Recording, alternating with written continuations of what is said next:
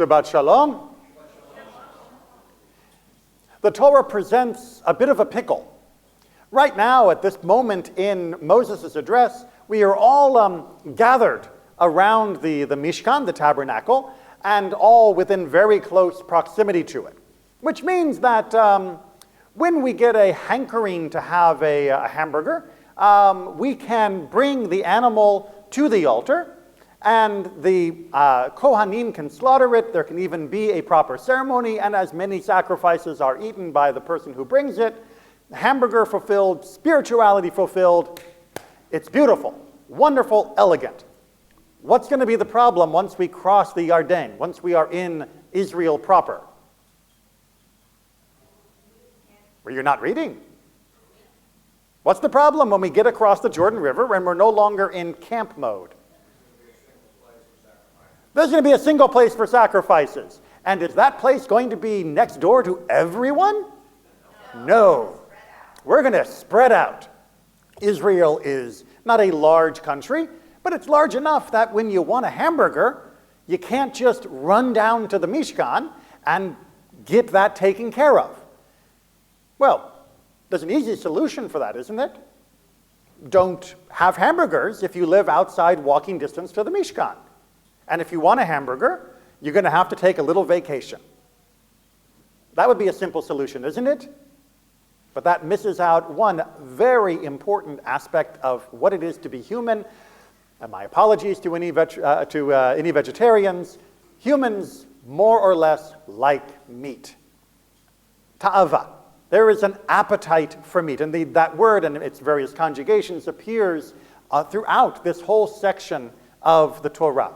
Recognizing that as humans, we got needs. And one of those needs is the need for beef and lamb, which was the more common one actually, and then later on chicken and all the other lovely scrumptious things. And again, my apologies to our vegetarians. By all means, I do not say you shouldn't be a vegetarian, but I certainly am not. And classically, most people weren't. We didn't have access to meat the way we do now. It didn't have the environmental impact, so that's a whole other long conversation for the modern world. But that ta'ava, that appetite, God's giving into it. God doesn't say, curb your appetite.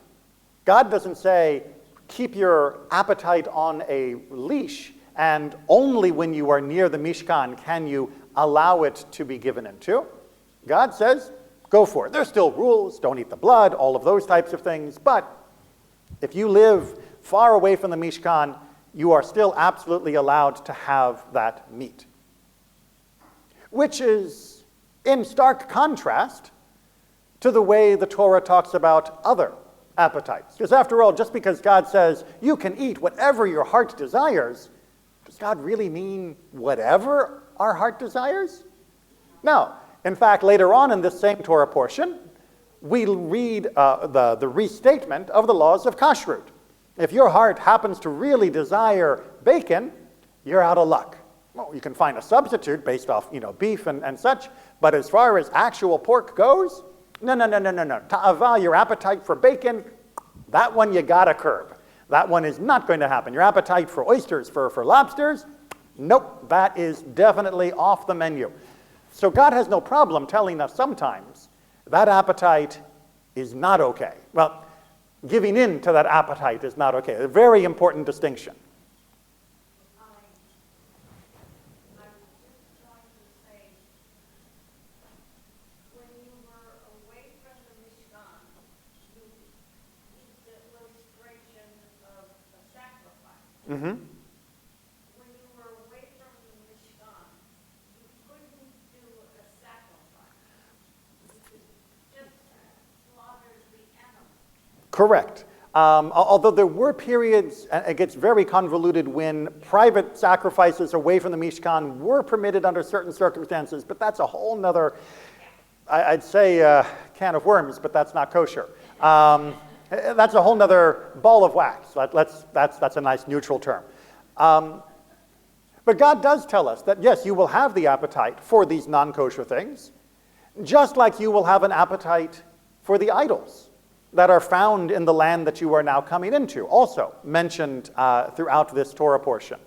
That you're going to look at those idols, and you're going to look at their wonderful leafy trees and all of their worship ceremonies and go, wow, that looks like fun. I want to join in. I mean, you look at what they're doing, and especially, in the cult of fertility, yeah, that looks like a lot of fun. And no. Your appetite is perfectly normal, natural, you are a human being. But that is one that has to be off limits. Which leads us then to the third in our trilogy of sermons about one of the big appetites that we don't allow ourselves to give into. We have talked so far about, not the appetite, but we've talked so far about idolatry. We talked about murder and bloodshed, leaving from the big three in Judaism, the three cardinal sins, if I can borrow a term from Catholicism, that we should not engage in, even if it means we die. If we are being held at gunpoint and told, do this, do that, or the other, we should say, pull the trigger because I won't. What is the third, then, in our trilogy? Adultery and incest. Sexual immorality, which is focused on adultery and incest.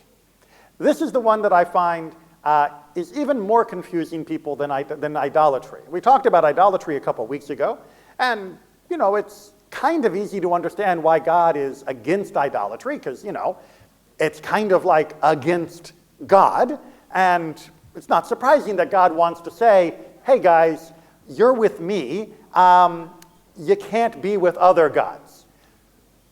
But adultery, what business is it of God's? What business is it of God's? We're going to leave aside the question of incest, especially with those that are underage, because I think that all communities understand that is a huge problem, both ethically as well as genetically, although we will come back to that topic a little later.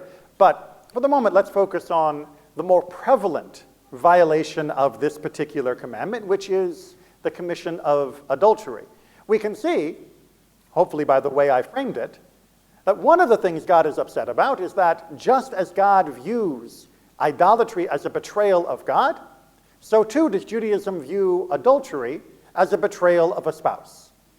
And in fact, God makes heavy use throughout the prophets of the metaphor of adultery when he is attacking the people of Israel for their betrayal of God by worshiping other gods, idols, and by violating the commandments.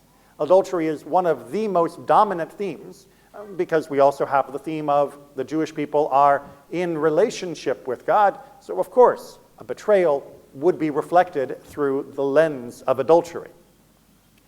But let's be honest. Who does it hurt? What harm is done with adultery? Why should the community care? God may like it as a metaphor just because it gets our passions up as the individual who might be betrayed in such a case. But is this really on the same level as murder? Certainly, civil law does not view it that way. You are not going to be dragged off to jail these days for the commission of adultery, and you're certainly not going to be executed for the commission of adultery. But I should point out that under Jewish law, under the right circumstances of evidentiary procedure and judicial procedure, which we talked about last week, you could be executed for committing adultery. What in the world is the issue here? Any ideas, thoughts, feelings? You're hurting your family, and then family's family, and on top of that, you're creating gossip. You're hurting your family, you're causing the community to whisper and all of that, and that's not good. Okay, so fine. That means if I can get my family to agree that I'm allowed to sleep around, then no harm, no foul, right? I can give them a piece of paper that says, hey, I know we're married, but I want permission. And they can say, well, actually, you do hang around the house too much. Fine, I'll sign that. Off you go. Just be safe. Then that's fine, right? Why should the community care if now not only are the two people engaged in the intimacy consenting adults, but even the people who might be presumably harmed are also consenting to the other consenting adults doing what they're doing, despite being married to the person giving the consent. I saw a hand that flickered. I Jump in.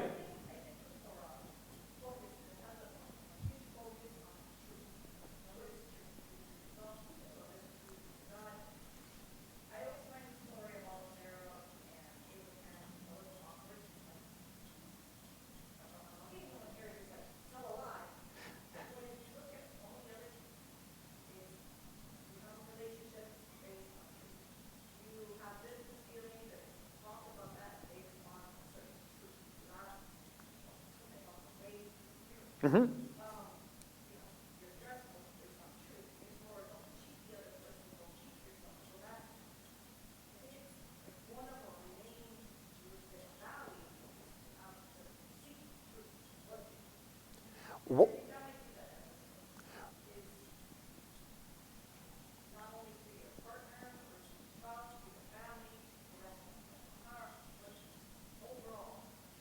Truth. God's crown is truth. The Keter of Adonai is emet.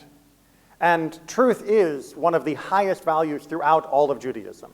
Now, truth has two different meanings. One meaning is the idea of honesty, of openness, of giving full information, of, I promise to tell the truth, the whole truth, and nothing but the truth, that kind of truth. But truth can also mean fidelity. It can also mean loyalty, to be true to your word, as we say in the English idiom. To be a true friend doesn't just mean that you are speaking honestly. It means that you are committed to that friendship in a way that transcends the casual acquaintance level of bond together. But again, I come back to my hypothetical. Could I not sign that away? Could I not say, he truly told me that he was going to cheat, and I truly said, that's okay, because we truly love each other and want to have an open relationship? Yes, Eve. Also, we make a promise or a contract or a commitment to hold on to fidelity. We don't just make it to our spouse. We make it in front of the community, and we make it in front of God. So, I think that kind of commitment or promise is not just to your spouse, but to God. When we make our wedding vows explicitly in the Jewish ceremony, we say to that person, behold, you are consecrated to me, kedat Moshe v'Yisrael, according to the ways of Moses, try and get one language out at a time, meaning the Torah, meaning God's rules. V'Yisrael, which the rabbis explicitly say, means the community as well. We've all got a stake in this relationship. And Judaism is explicit. You cannot sign away your rights to not be harmed. You cannot sign away your rights to not be harmed. Meaning that if someone comes to you and says, hey, I've signed this piece of paper that says it's okay for you to punch me 5 times in the face really, really hard. And you go, well, he signed the paper saying it's okay to punch him 5 times in the face really, really hard. Bam, bam, bam, bam, bam. I'm still guilty of assault in Jewish law. I don't know American law, and quite frankly, I'm not 100% sure I want to know. But in Jewish law, you are still guilty of assault. You still owe that person compensation, you owe them healing, and you are a criminal for having assaulted them. Even though they were a willing participant in their own abuse, you are a criminal for having gone through with it because you cannot sign away what God has given you. Your basic humanity, your basic dignity are non-negotiable, even in a society where everything seems negotiable. And having the right to have a faithful partner is one of those non-negotiables. That is what it is to be a partner, even if you imagine you can do it in a way that won't harm anyone. Even if the person buys into that and says, oh no, it won't hurt me one bit, go and have your fun. It is still harmful to the relationship and the person that has been betrayed.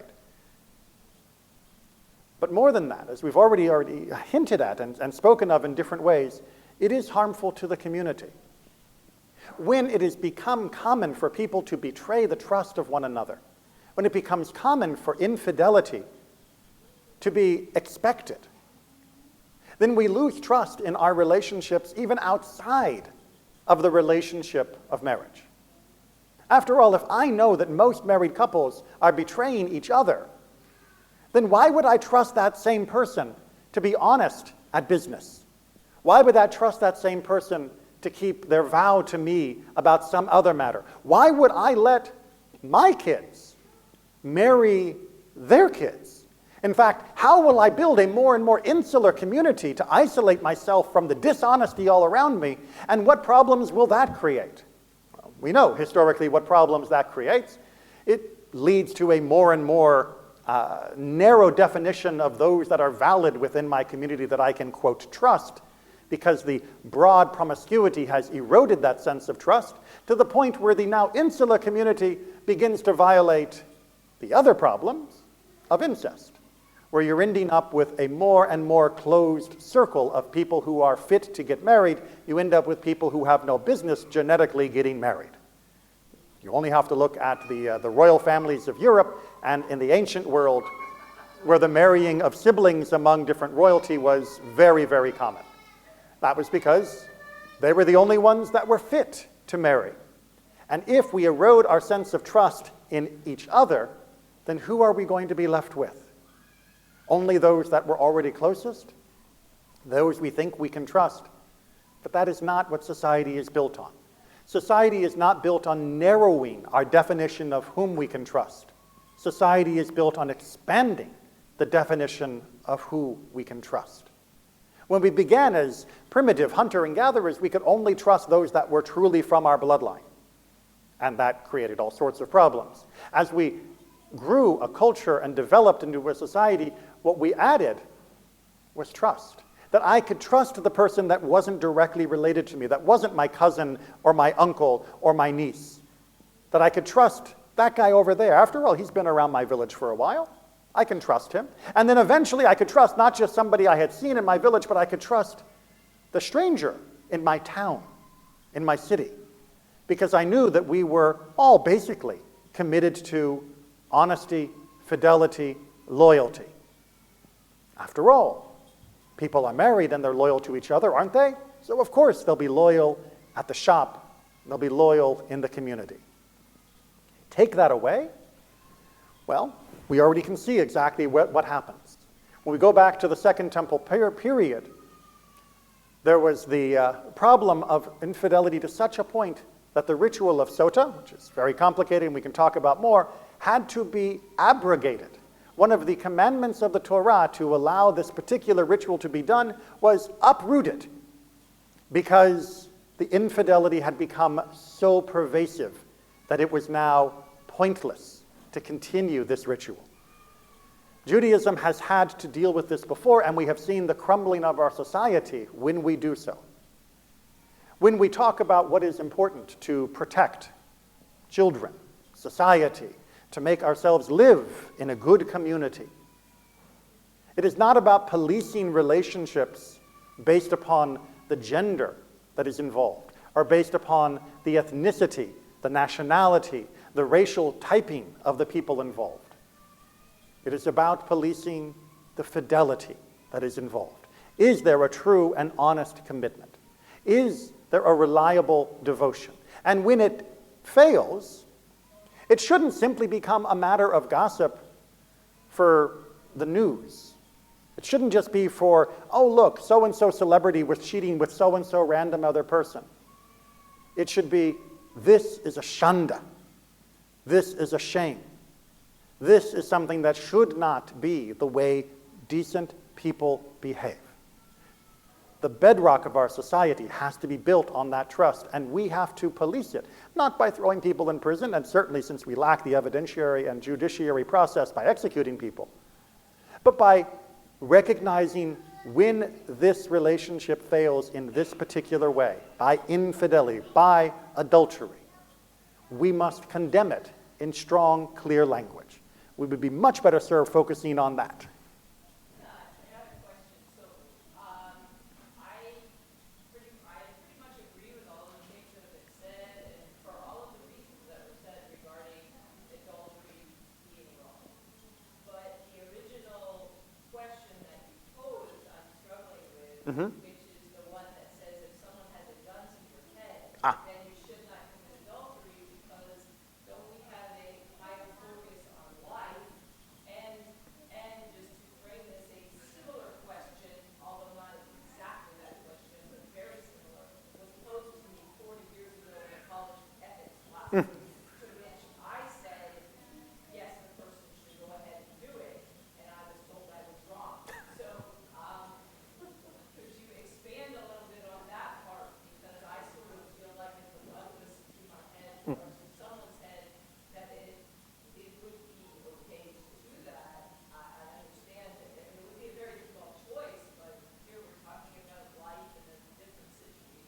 All right, so excellent return to the beginning, which was, in Judaism, these three transgression, idolatry, murder, and immorality, sexual immorality in this way, are held out as being different than other transgressions, in that if we are being compelled to eat pork, if we're being compelled to violate Shabbat in order that they make us build whatever coliseum they're having us construct, we should go ahead and do so rather than martyr ourselves and die.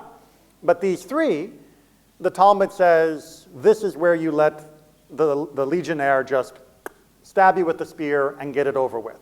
Why would these three be so unique? Well, murder, most of us, I think, can understand that my blood is not any more precious than your blood, despite the attachment I have to it, and therefore, if the only way I can save mine is by spilling yours, I have no right to do so. Idolatry, because it is the bedrock of Judaism, that if I am being asked to commit the act of idolatry, I am being asked to erode all of what Judaism is, and with that, everything else falls apart as well, because it is literally the linchpin for who we are, then, yes, again, martyrdom seems, within context, more reasonable and understandable. Adultery, you're right, seems to be an outlier. And yet, from what we have discussed, what I am trying to point out is for our sages and our tradition, adultery was seen as tantamount to idolatry, that we should treat it that severely, that it is not just a violation of a bond between two people, that it is a violation of the foundational trust upon which a society is built, and that once something has been undone, once it has been unbound, it is exceedingly difficult to bring it back together again and restore that. Now, the follow-up question is, but what happens if you don't? What happens if you say, you know what, I don't want to die today. I don't want to die. And so I commit adultery, so I commit murder, so I commit idolatry. Jewish law says you're not to be punished. You're not to be punished. You were compelled. It was against your will. It is a technical term called ones. You were, the literal translation from the Hebrew, you were raped by those who were forcing you to do this, for whichever crime they were compelling you to commit. And while you will have to reconcile that with yourself and with the community for what it means, no, it is not the same as doing it of your own free will. So can a person choose life? Yes. Should a person choose life?